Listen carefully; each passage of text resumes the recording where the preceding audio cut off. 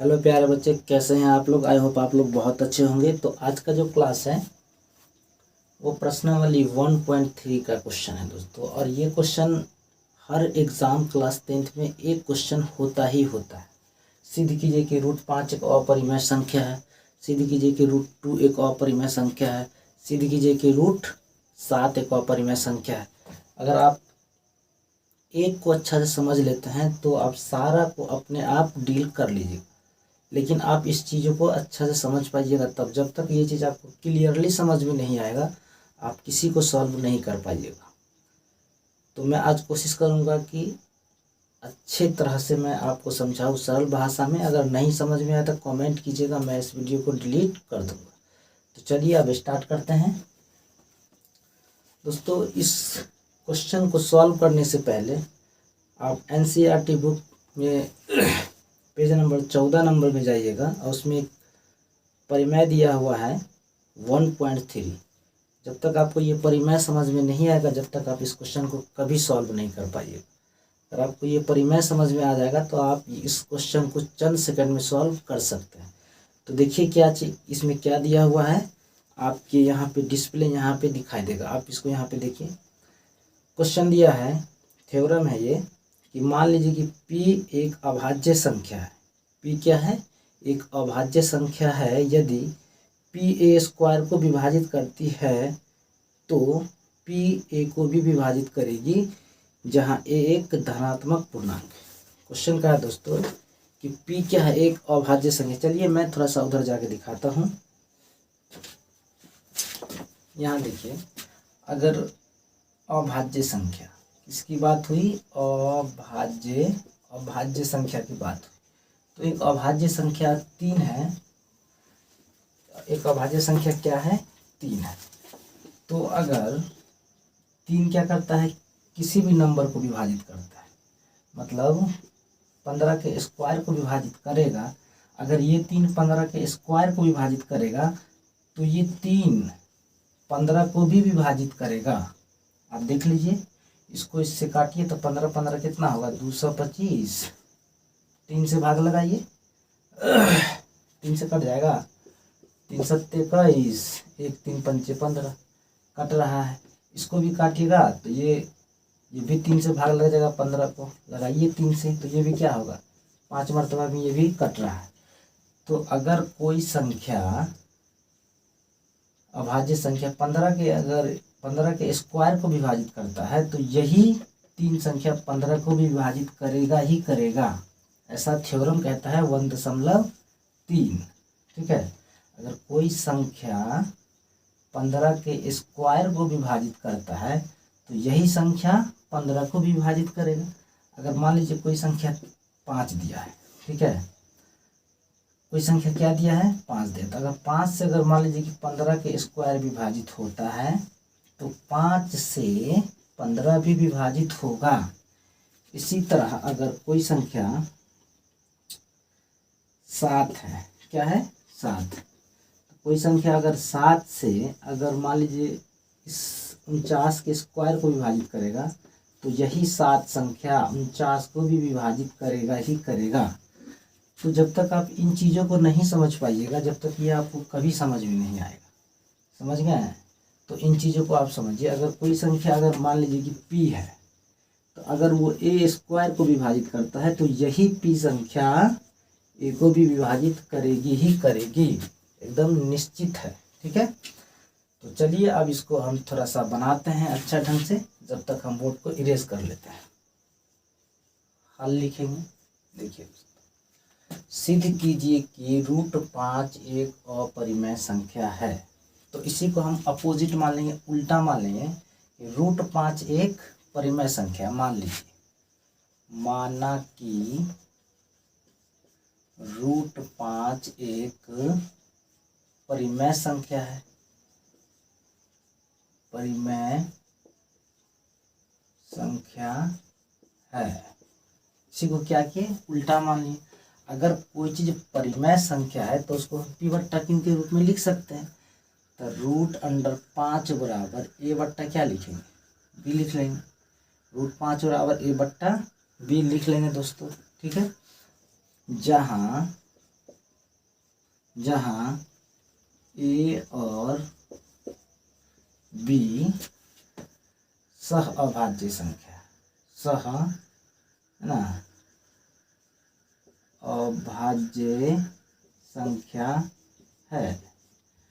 जहाँ ए और बी क्या है, सह अभाज्य संख्या है। ठीक है, सह अभाज्य संख्या का क्या मतलब हुआ कि अब ए और बी किसी दूसरा संख्या से नहीं कटेगा।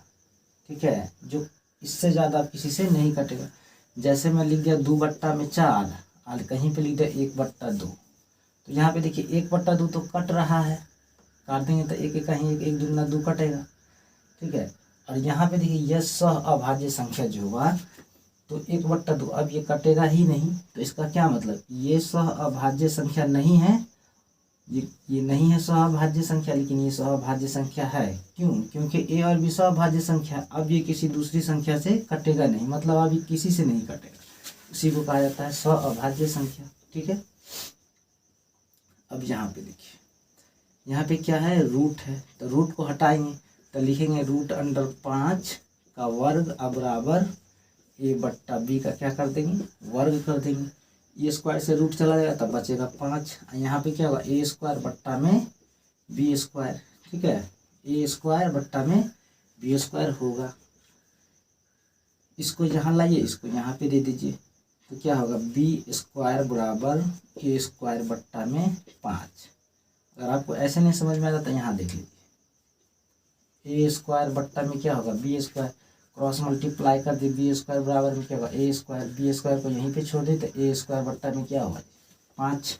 तो आपको इतना नहीं लिखना है, सिर्फ इतना ही लिखना है। ठीक है, तो आप यहाँ से क्या कर सकते हैं, समझ सकते हैं। ठीक है, यहाँ पे देखिए, अब यहाँ क्या हुआ, अब यहाँ क्या हुआ कि a² को 5 से भाग दिए तो कितना आ गया, यहाँ पे b² आ गया। अगर a² को 5 से भाग दिए तो कितना आ गया, b² आ गया। ठीक है, तो यहाँ a² 5 से विभाजित हो रहा है, तो क्या यहाँ क्या लिखना है, अतः है ना a² 5 से विभाजित होता है। a² 5 से विभाजित होता है तो a भी 5 से विभाजित होगा।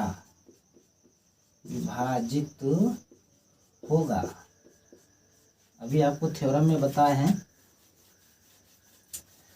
a² अगर 5 से विभाजित होता है तो यहाँ पे a भी कितना से विभाजित होगा, 5 से विभाजित होगा। जैसे मान लीजिए कि अगर 15 का स्क्वायर है, 5 से विभाजित हो रहा है, तो ये 15 भी 5 से विभाजित होगा ही होगा। ठीक है, अगर ये 15 का स्क्वायर 5 से विभाजित हो रहा है, ये 15 जो है ना 15, ये 15 भी क्या होगा, 5 से विभाजित होगा ही होगा। ठीक है, अब यहाँ पे जरा देखिए, तो क्या लिखेंगे, अब बताइए। अगर a² को 5 से भाग दिए तो कितना आया, b आया। तो a² को अगर हम 5 से भाग दिए तो b आया, तो ये जरूरी नहीं कि a में भी अगर 5 से भाग देंगे तो b² ही आए, कुछ भी आ सकता है। समझे, जैसे देख लीजिए, अगर हम 15 के स्क्वायर को अगर हम 5 से भाग दिए तो कितना आया, 45 मरतबा में कटेगा। अगर मैं 15 को 5 से भाग दूँ ऐसे करके तो 3 आएगा। तो यहाँ क्या देखिए कि 15 के स्क्वायर को हमने भाग दिया 5 से तो 45 आया। उसी तरह सिर्फ 15 को अगर 5 से भाग दिए तो कितना आया, 3 आया। तो यहाँ पे देख लीजिए, a² को अगर 5 से भाग दिए तो कितना आया, b² आया। ठीक है, इसी तरह अगर a को भी अगर हम 5 से भाग देंगे तो ये जरूरी नहीं है कि वो b ही आए, कुछ और भी आ सकता है। ठीक है, कुछ और भी आ सकता है दोस्तों। जैसे अगर मैं a/5 को भाग दूं तो c हम लिखते हैं, क्या लिखेंगे, a को अगर 5 से भाग दिए तो क्या आ सकता है, c भी आ सकता है। अभी हम आपको जस्ट समझाएं, क्रॉस मल्टीप्लाई गुना कर दीजिए तो a बराबर क्या आएगा, a बराबर आएगा 5c आया।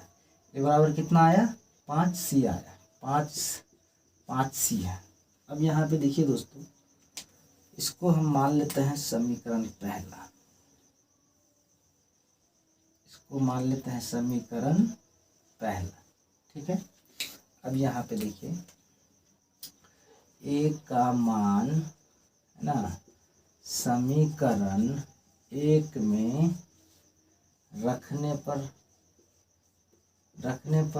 a का मान समीकरण 1 में रखने पर, अच्छा समीकरण 1 है कितना, देखिए बी स्क्वायर बराबर में ए स्क्वायर बट्टा में कितना दिया है 5, तो बी स्क्वायर बराबर ए के जगह हम कितना देंगे 5c देंगे, तो 5c का क्या हो जाएगा, यहाँ स्क्वायर है तो यहाँ भी हो जाएगा स्क्वायर, अब बट्टा में 5 है तो 5, बी स्क्वायर बराबर 5 × 25 सी का स्क्वायर, बट्टा में 5 हो जाएगा, ठीक है। 5 × 5 5 × 25 हो जाएगा, ठीक है। तो बी स्क्वायर बराबर क्या होगा 5c का स्क्वायर, ठीक है दोस्तों। बी स्क्वायर, चलिए यहाँ पे कम दिखता होगा इसीलिए मैं इसको यहाँ लिखता हूँ, बी स्क्वायर बराबर, यहाँ देखिए 5c गुना में है, बराबर के इधर लाएंगे तो कहाँ आ जाएगा, भाग में आ जाएगा, तो बट्टा में 5 आया, ठीक है। अब बराबर में c आया। तो दोस्तों आप यहाँ देखिए, तो हम क्या लिख सकते हैं, यहाँ लिख सकते हैं बी स्क्वायर 5 से विभाजित होगा,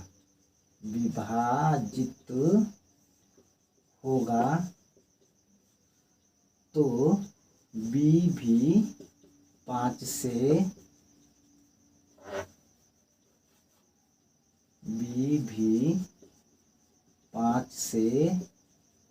है ना विभाजित होगा। अगर बी स्क्वायर 5 से विभाजित होगा तो बी भी 5 से विभाजित होगा ही होगा। अब यहाँ पे आपको जरा ध्यान देना है एक बात कि हमने यहाँ क्या कहा था, यहाँ देखिए ए क्या है 5, ए क्या है 5 से ए में भाग लग रहा है। उसी तरह यहाँ देखिए बी में, देखिए बी में क्या है होगा, बी भी क्या है दोस्तों, बी भी क्या है, यहाँ पे देख लीजिए ए भी 5 से विभाजित हो रहा है और बी भी 5 से विभाजित हो रहा है, लेकिन हमने यहाँ क्या माना था ए और बी क्या है सौभाज्य संख्या है। अगर ये दोनों कट रहा है तो ये क्या होगा, ए और बी अगर ये गलत हो गया तो ये गलत हो गया, और जब ये गलत साबित हो गया तो ये भी तो गलत साबित हो गया। अगर ये ए और बी नहीं कटना था, किसी से नहीं भाग लगता, लेकिन ए 5 से भी लग रहा है, ए भी कट रहा है 5 से और बी भी कट रहा है 5 से, तो जब ये गलत हुआ तो ये भी गलत हुआ, जब ये गलत हुआ तो ये क्या हो जाएगा, पूरा सारा गलत होगा। तो यहाँ पे हम क्या लिखेंगे, लास्ट में लिखना है इसका मतलब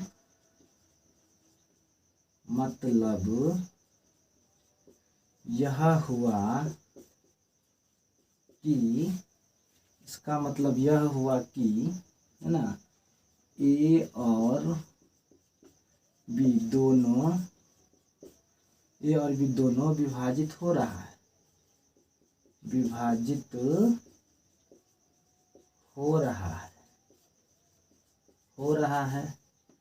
परंतु है ना, परंतु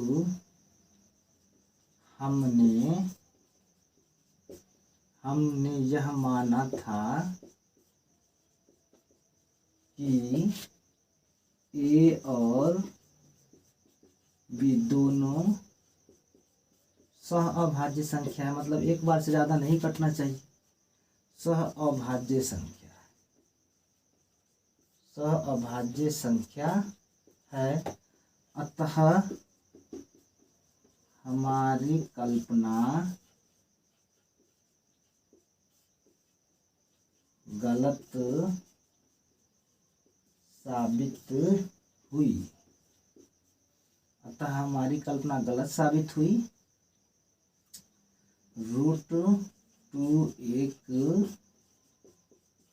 परिमेय संख्या नहीं है, √2 एक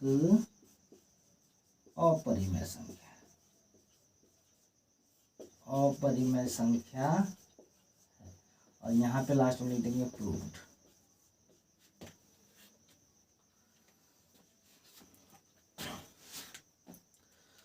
तो दोस्तों ये मैंने बहुत सरल भाषा में आप लोगों के बीच इस क्वेश्चन को बताया हूँ। अगर आपको ये बहुत अच्छा लगता है, यूट्यूब चैनल पे सबसे अच्छा लगता है, तो आप इसको मेरे चैनल को सब्सक्राइब कर दीजिए, लाइक कर दीजिए। जब तक के लिए जय हिंद, जय भारत, आपका दिन शुभ हो।